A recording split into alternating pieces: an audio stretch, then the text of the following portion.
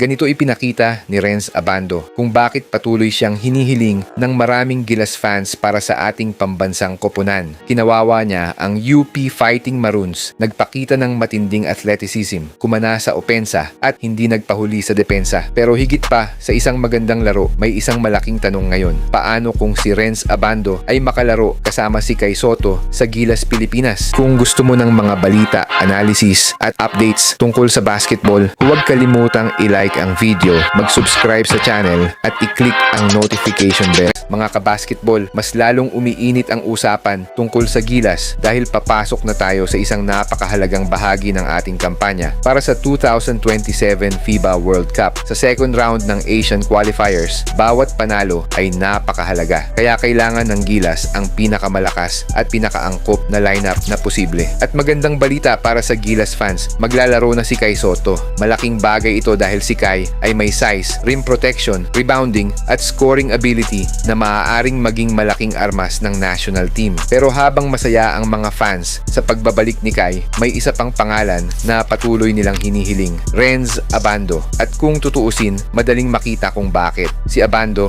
ay may kakaibang athleticism, mabilis, mataas tumalon, agresibo sa depensa, kayang tumakbo sa transition at unti-unti na ring nagiging mas consistent ang kanyang outside shooting. At ngayon, maraming Gilas fans ang nagtatanong, paano kung pagsamahin sina Kai Sotto at Renz Abando? Imagine ninyo yan. Si Kai nasa loob, malaki, mahaba at kayang protektahan ng rim. Tapos si Abando naman, handang tumakbo sa transition, umatake sa closeout, tumira mula sa labas at gumawa ng mga explosive plays. Kapag nakakuha ng defensive rebound si Kai, pwedeng si Abando agad ang tumakbo sa kabilang dulo. At kapag naman nag-collapse ang depensa kay Abando, nandyan si Kai para maging malaking target sa loob. Ibang klaseng combination yan. At hindi rin bago kay Abando ang magsuot ng Gilas jersey. Naging bahagi na siya ng national team noong 2023 FIBA World Cup. Kaya alam na niya ang pressure at expectations. Kaya naman hanggang ngayon, may mga fans na nagtatanong kung bakit hindi pa siya muling nabibigyan ng pagkakataon. Lalo na ngayong may mga concerns tungkol sa player availability ng Gilas. Hindi naman natin sinasabing automatic na dapat siyang mapasama. Marami pa ring factors na tinitingnan ng coaching staff, system fit,